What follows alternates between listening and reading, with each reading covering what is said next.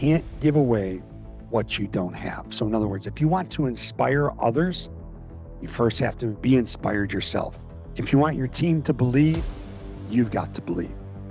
And if you want people to grow, you've got to keep growing. Because he knew that you couldn't ask a player to give his heart to a team unless you had first given your heart to them as a person. Resourcefulness beats resources every time. Leaders who focus on what they do have unlock creativity, resilience, and unity.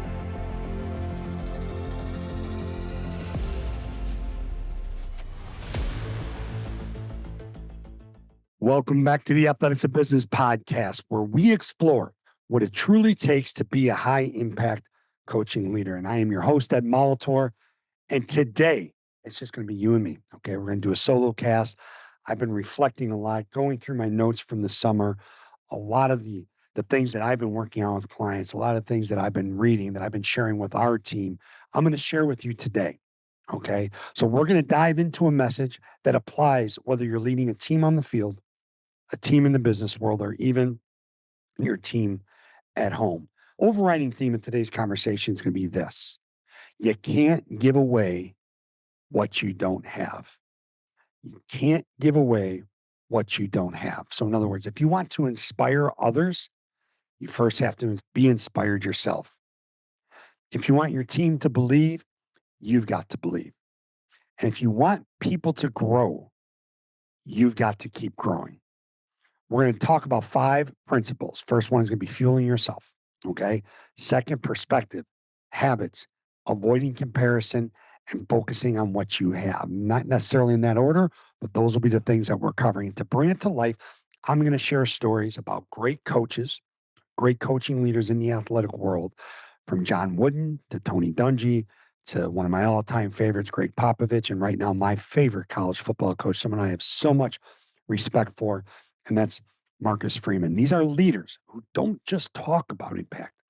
They live it each and every day, in each and every relationship, and in each and every interaction. So let's go back to the you can't give away what you don't have. Leadership is contagious energy. Coach Wooden, I don't talk about nearly enough, and the reason being, everybody talks about Coach Wooden, and somehow everybody has spent time with Coach Wooden, okay? His lessons are irreplaceable. They are timeless. They are profound. And here's what's really cool: they are simple. Okay. Growing up a coach's son, obviously, who studied Coach Wooden, I would pick up the books. I still have some books in my office here that were my dad back in the 1970s and 80s. I have a couple of books of Coach Wooden's over the years that I picked up. It's just, you can't get enough of them. He modeled you can't give away what you don't have in his discipline and details. Coach Wooden would teach his players at the beginning of the season. This is going to sound a little nuanced, a little goofy, a little silly. And I want you to imagine trying to teach kids these days this, but he would teach his players how to put on their socks to prevent blisters, because they wanted to play their best. The little things mattered, and not having blisters was a little thing. Wooden couldn't coach precision unless he embodied precision, and he certainly did. And then there's my guy, Greg Popovich, Coach Pop, all right? On the other hand, he modeled it in connection. And this is a whole other podcast episode filled with stories of Pop. I've shared them on some previous episodes. I'll share them on some others, but here's what I want for you today. Okay. Again, model it in connection. He is legendary for his team dinners on the road. After games, he would gather players, coaches, and staff around a huge table at a local restaurant. His rule: no phones, no basketball, just life. He was so intent on, literally and figuratively, filling his players' cups. He'd pour wine, tell stories about history or art or politics. And then Pop would do what Pop does, and that was ask questions to get his players to think and interact and to converse, right? Now, why did he do that? Because he knew that you couldn't ask a player to give his heart to a team unless you had first given your heart to them as a person.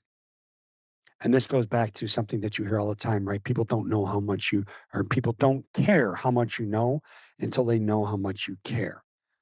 Pop invested in their humanity before demanding their performance. Now, think about that in your world. He invested in their humanity before demanding their performance. Wooden gave habits, Coach Wooden gave habits, and Coach Popovich gave connection, and both understood that you can't give away what you don't have. Next, you get what you look for. Coach Dungy once said, I can't control what happens on the field, but I absolutely can't control how I respond. On the sideline, he was known for his composure. We always talk about being the face and the voice that your team needs to see and hear. And Coach Dungy lived that out every single Sunday on the sidelines. Composure, composure, composure. While other coaches ranted and raved, Coach Dungy stayed steady. He looked for teaching moments instead of punishment opportunities. He believed if he modeled calm, his players would play with calm. Again, be the face and voice that your team needs to see and to hear, even in the most extenuating of circumstances. And you know what? The players responded. As leaders, our people adopt the lens that we hand them. If we look for problems, they'll see problems everywhere. If we look for growth, they'll see possibility. My daughter Maddie's now 13 and EJ just turned 11, my son. And it's funny because power of overhearing, the power of the observation, and people you lead at work are no different. People that you coach in athletics are no different, right?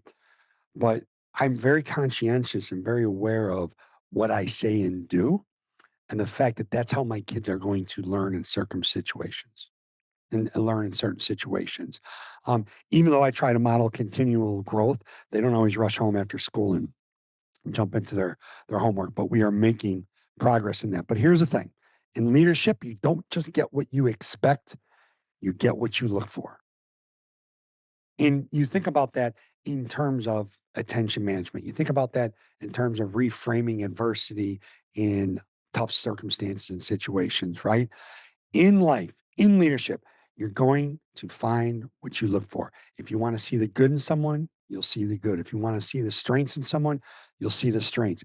If you want to take part in this unbelievably divided country that we live in right now that seems to be so black and white and not realize that it's okay to accept people for what they are and to have opinions and to find a common ground to not just survive in, but to thrive in, you're going to get in life what you look for. All right, now the power of habits. Let's go back to Coach Wooden's socks. To outsiders, like I just mentioned, it seems really silly. To his players, it became sacred. Maybe not in the moment, but as they evolved, it became sacred because those tiny habits, how you lace your shoes, how you tie them tight, how you show up to practice, taught players that excellence is built in the details. It wasn't about socks. It was about building a culture where nothing was too small to matter.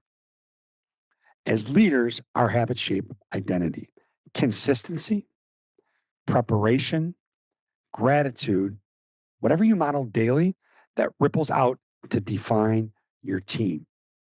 Habits aren't just routine, they're culture. Let's touch on comparison and judgment. When Marcus Freeman, one of my favorite videos, right? You've seen it by now. If you haven't, you have to look it up. We'll put it in the show notes so there's a link to it.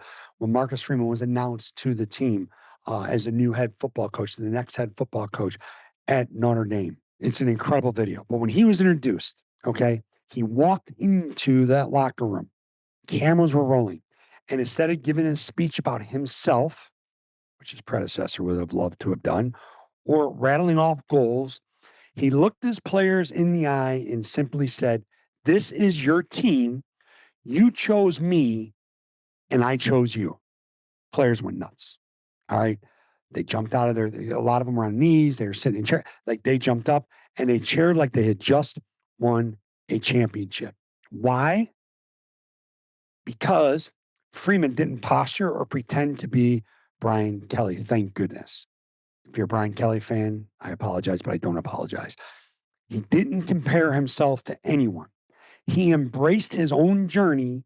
And most importantly, he embraced his players' journey, his assistant coaches, his support staff, his strength training team, everybody, the athletic trainers. He embraced their journey. Coach Freeman instantly built credibility in that first moment, not by being perfect, but by being authentic, right? By being honest, operating with integrity, being vulnerable. He reminded his players, your journey matters. Now, here's something that's huge, and this is something that's key. I see this often in the work that I do with leaders. And it's very human, it's very normal to do. But again, self awareness is the competitive advantage. We need to be able to catch ourselves when we're doing this. Leaders, don't compare your best intentions to someone else's biggest faults. Can you imagine if Marcus Freeman, when they were 3-2 or 2-3 or 2-2, he said, it's all right. He says, I'm good because I'm not a horse's run like Coach Kelly was. Like I don't think about myself, or I don't throw my assistant coaches under a bus, or throw 19 or 20-year-old kids up a bus, or get people to do things that are unsafe, or constantly put my needs and my desires in front of everybody else's who I'm supposedly supposed to be leading. Who cares for 500? I'm a great person and a pretty solid leader. No, that's not what he did. You don't judge someone else's path by your own, and you don't judge your own path compared to someone else's. Instead, you meet your people where they are and you walk with them forward. Next, focus on what you have. I truly believe, right, that we spend so much time being distracted by the resources we don't have. We don't have this. We need this. Everybody else has got this. In the world of college athletics, not to keep going back to it, but that's all you hear about from these coaches. Well, I ain't got the NIL money. Like, we don't have the things to offer these kids to be successful in a transfer portal. We don't have this. They have that. That's going to get you nowhere. All right. So let's go back to Coach Popovich for a second. For years, Spurs weren't like the flashiest roster. Didn't have a bunch of all-stars. Now, they've had some damn good players under Coach Pop over the years. They really did. Okay. But there's times they weren't stacked. But Coach Popovich always maximized what he had. And he built the dynasty. His foundation was on the things we talked about earlier: unselfishness, right? Unselfish play, being a teammate, defense, ball movement, the extra pass. He never wasted time complaining about what he lacked or what the Spurs lacked. What he did was he doubled down on fundamentals and culture. Doubled down on fundamentals and culture. And in doing so, he won not one, not two, not three, not four, but 5 NBA championships. Over time, it's like anything in this world, and it seems to happen quicker than it used to. People forget those things. But what's timeless is the impact he had on his players and the relationships he built through the connections that he made. Okay. But back to this lesson. And I love this quote: resourcefulness beats resources every time. Leaders who focus on what they do have unlock creativity, resilience, and unity, right? It goes back to our victory defined platform. And if you look at creativity inside of your ability to challenge the status quo and understand the constraints that you're working inside of, that's where the magic really happens. So let's wrap it up. 5 principles of the high impact coaching leader per this discussion. You can't give away what you don't have. You absolutely get what you look for in business, in life, in leadership. Habits help shape and define your culture. Don't compare or judge. Coach the journey in front of you. And then focus on what you have, not what you don't. That's how leaders inspire. That's how they multiply their impact. So here's my challenge to you. What's one habit you can build this week that not only inspires you, but ripples out to your team? Not 2 habits, not 10 habits. What's one simple habit that you can build and continue to build that will have the compound effect? Thanks for joining me today on the Athletics of Business. If this episode gave you something to think about, share it with someone who's ready to grow. And remember, lead with energy, lead with purpose, and always lead with your heart. Until next time, keep coaching, keep growing, and keep making an impact.